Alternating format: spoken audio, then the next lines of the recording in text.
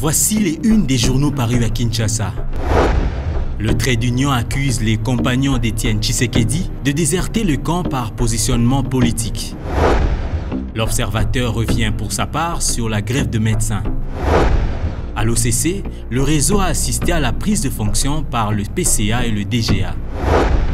Puis au Nord Kivu, Sifia Grand Lac évoque des bons d'achat qui remplacent l'aide alimentaire dans les camps. Voilà tout pour les unes, place à présent à la revue de presse. La Cour suprême de justice fixe l'opinion comme l'annonce l'Avenir ce 6 avril sur les résultats définitifs des législatives du 28 novembre dernier. Les 478 députés élus devant siéger à l'Assemblée nationale seront proclamés par la haute juridiction. Le confrère souligne combien ces arrêts seront sans appel, c'est-à-dire que ceux qui se sentiront lésés de ces résultats devront se soumettre à ces verdicts pénibles.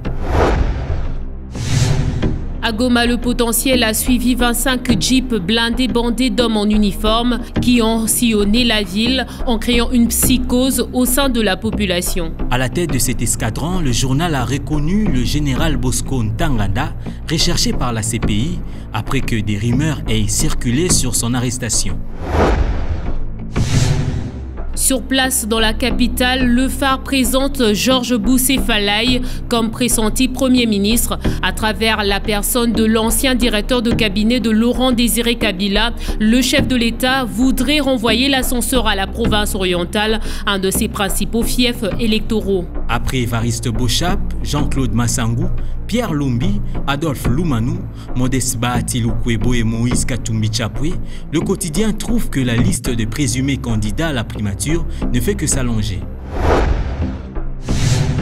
L'autre urgence à laquelle est confronté Kinshasa porte sur les hôtels et les restaurants que parcourt Sifia Grand Lac, où sont attendus au moins 5000 visiteurs en perspective du 14e sommet de la francophonie du 12 au 14 octobre prochain. Pour satisfaire les clients pendant leur séjour, en leur offrant une restauration et un confort de qualité, le mensuel observe hôteliers et restaurateurs recycler déjà leur argent.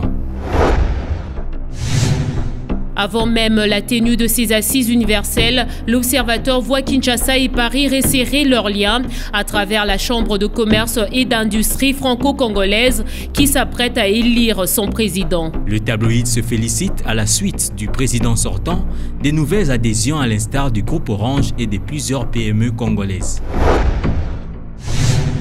En Belgique, le Soft recense un taux élevé de divorce qui expose au sein de la diaspora congolaise. Certains hommes viennent pour être entretenus. Si la femme s'en aperçoit, fait remarquer l'hebdomadaire, elle peut chasser les gigolos de son toit en appelant la police qui débarque aussitôt pour mettre l'homme à la porte. Revenons au pays pour découvrir l'ouvrage dans le trait d'union fait la recension, la République démocratique du Congo et sa sécurité du colonel Laurent Mamina Lama. L'hebdomadaire relève les structures de la sécurité que le breveté d'état-major regroupe en 4, la défense civile, la sécurité nationale, la police nationale et les forces armées. C'est tout pour cette revue de presse, merci de l'avoir suivi.